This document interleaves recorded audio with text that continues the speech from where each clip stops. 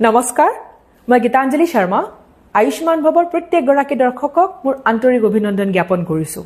আজিৰ সময়ত আমাৰ যেটো জীৱনশৈলী সেই জীৱনশৈলীত প্ৰায়ভাগ মানুহে আমি কি সমস্যাত ভুগো হেয়া হল চৰ্বি শকত হৈছো পেটটো উলাইছে পেটত চৰ্বি জমা হৈছে প্ৰায়ভাগ মানুহে এই সমস্যাত ভুগে মন কৰিবচোন প্ৰায়ভাগ মানুহৰ ক্ষেত্ৰত এনেকুৱা হয় যেতিয়া তেখেতসকল শকত হয় সেই এক্সট্ৰা চৰ্বি পেটত জমা হয় আৰু পেটটো বাহিৰলৈ ওলাই আহে হয়তো আপোনালোকৰ বহুতেই ভাবে সেই যে এক্সট্ৰা চৰ্বিখিনি সেইখিনি কেৱল পেটতেই কেলে জমা হয় আহক আজি সেই বিষয়ে আলোচনা কৰিম আমাৰ বৰ্তমানৰ যেটো জীৱনশৈলী যেটো লাইফষ্টাইল তাত দেখা যায় যে প্ৰায়ভাগ মানুহৰে পেটত চৰ্বি জমা হয় এনেকুৱা খুব কম লোক আছে যাৰ পেটটো একদম ফ্লেট মানে চেপেটা পেটত চৰ্বি খুব সোনকালে জমা হয় আৰু সেই চৰ্বি নাইকিয়া কৰাটো খুবেই কষ্টকৰ আমাৰ পেটৰ চৰ্বি বহুতেই বেছি ষ্টাবাৰ্ণ মানে বহুত জেদি হয় সোনকালে হাৰ নামানে হয়তো বহুতেই ভাবিব পাৰে এই এক্সট্ৰা ফেট কেৱল পেটতেই গেলে জমা হয় হাত ভৰি ইমান ধুনীয়া ঠাই আছে তাত জমা হ'ব লাগে নহয় জানো আসলতে কি হয় আমাৰ ষ্টামাক এণ্ড ইন্টেষ্টাইন মানে আমাৰ পাকস্থলী আৰু অন্ত্ৰাশয়ৰ মাজত অকমান খালি ঠাই আছে সেই ঠাইখিনিত খুব সহজতে খুব সোনকালে ফেট জমা হয়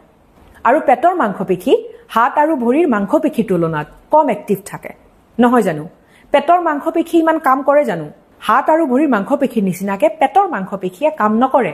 তেনেকে লৰচৰ নকৰে আৰু সেই কাৰণে খুব সহজতে পেটত ফেট জমা হ'বলৈ সুবিধা পায় আৰু সেই ফেট বাৰ্ন হোৱাটো খুব কষ্টকৰ হৈ পৰে আপোনাৰ পেটত যিমানেই বেছি চৰ্বি জমা হ'ব সিমানেই